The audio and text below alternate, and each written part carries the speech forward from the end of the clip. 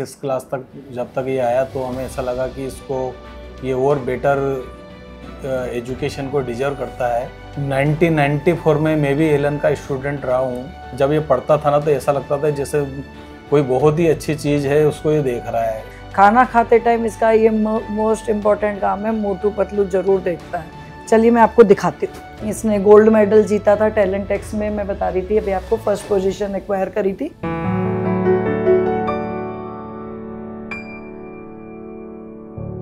हमारा बेटा राजित शुरू से ही पढ़ने में बड़ा सिंसियर था और स्कूलिंग्स में भी ये बहुत अच्छा परफॉर्म करता था। लगभग 100% मार्क्स ही इसके हमेशा रहे हैं। तो हमें ऐसा लगा कि 6 क्लास तक जब तक ये आया तो हमें ऐसा लगा कि इसको ये और बेटर एजुकेशन को डिजर्व करता है। तो हमने एलन की हमें जानकारी थी पहले से कि वहाँ पर बेस्ट कोचिंग कराई जाती है, तो हमने उसको 6 क्लास में एसेट जो एलन का एंट्री लेवल के लिए एक एग्ज़ाम होता है वो दिलवाया और उसमें बच्चे ने 90% स्कॉलरशिप ली और 6th क्लास में एडमिशन लिया। एडमिशन के बाद में बच्चा वहाँ पर बहुत ही अच्छा परफॉर्म करता रहा और धीरे धीरे ओलंपियाड्स में भी बहुत अच्छा परफॉर्म करता रहा और इसकी प्रतिभा उनकी एलन की मेंटरशिप से बढ़ती गई। अभी हाल ही में इसने IPHO के लिए क्वालिफाई किया है और ये फ्रांस में जाएगा। अभी इसका सिलेक्शन कैंप में HBCSC में हुआ है इसका अभी सिलेक्शन। तो अभी 17 to 28 जुलाई है, अभी फ्रांस में इंडिया को रिप्रेजेंट करेगा। इससे पहले भी APHO में भी ब्रॉन्ज मेडल ला चुका है पिछले साल और बहुत अच्छा ये पढ़ाई में शुरू से बच्चे ने अच्छा परफॉर्मेंस दिया। इसका मेंटरशिप जो एलन ने करी वो काबिल तारीफ है। 1994 में मैं भी एलन का स्टूडेंट रहा हूँ और उनके पूरे सिस्टम को मैंने देखा हुआ है और समय के साथ में इसमें इम्प्रूवमेंट ही आया है और मुझे पूरा कॉन्फिडेंस था कि अगर मैं अपने बेटे को एलन कोटा में एडमिशन दिलवाता हूँ तो ये इसकी प्रतिभा में निखार ही आएगा और वो उसका रिजल्ट में हम सब देख रहे हैं। मैं एलन का बड़ा आभारी हूँ कि उन्होंने इस बच्चे की प्रतिभा को पहचाना और इसको इस लेवल तक तराशा और एक बेटर रिजल्ट देने के लिए के काबिल बनाया। बच्चा शुरू से ही खेल में भी उतना इंटरेस्ट लेता है जितना पढ़ाई में लेता है। अभी भी सोसाइटी के काफ़ी बच्चों के साथ रोज़ अपना रिक्रिएशन करने के लिए जाता है। थोड़ी देर अपना फिज़िकल एक्टिविटी इसके ज़रूरी मस्ट ये करता है। नीचे कभी क्रिकेट खेल लेते हैं, कभी बैडमिंटन खेल लेते हैं। तो बच्चा ऐसे हर चीज़ में मतलब अपना इंटरेस्ट रखता है। कभी मोबाइल वगैरह तो ये वैसे देखता नहीं है, पर कभी खाना खाते टाइम इसका ये मोस्ट इम्पॉर्टेंट काम है, मोटू पतलू ज़रूर देखता है। मोटू पतलू देखे बगैर ये खाना ही नहीं खा पाता, ये समझ लीजिए।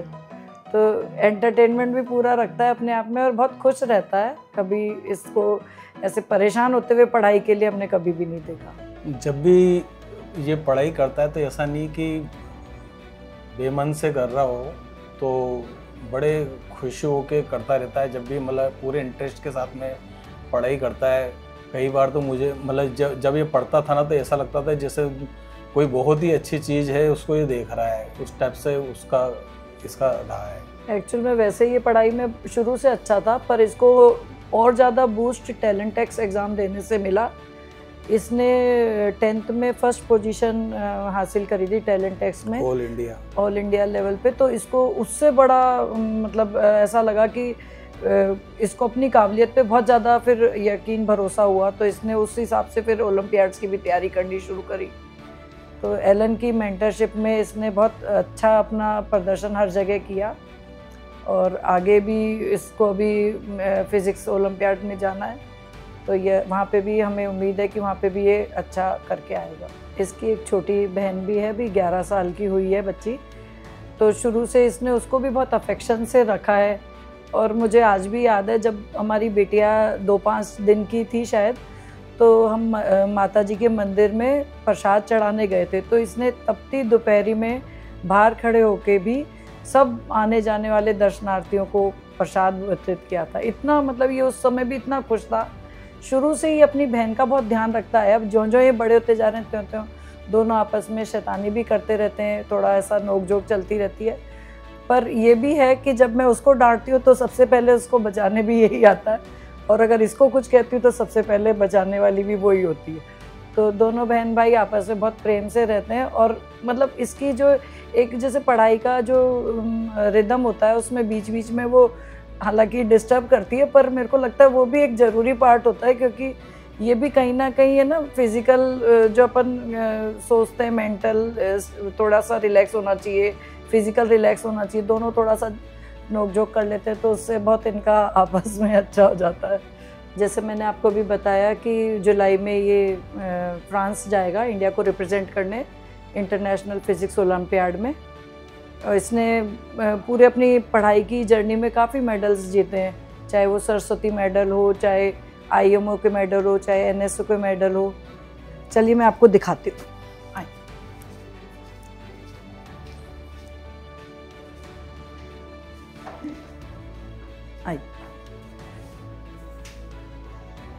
ये इसकी वॉल ऑफ फेम है।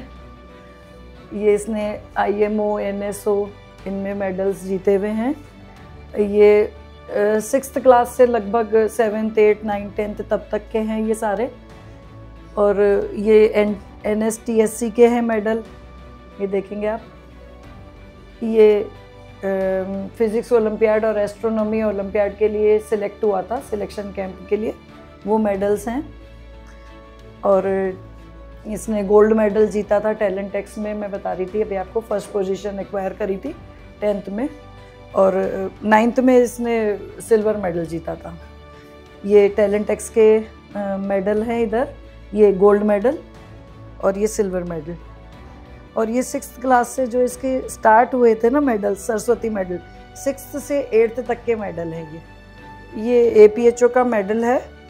ये इसने मलेशिया में जीता था, इंडिया को रिप्रेजेंट किया था इसने, ब्रोंज मेडल है ये कि फिजिकलानी उसमें गया था, ये प्राग चेक रिपब्लिक में, ये इसने वहाँ से मेडल जीता था। एलन चैम्प तो ये रहा ही है, तो ये एलन चैम्प के मेडल्स हैं।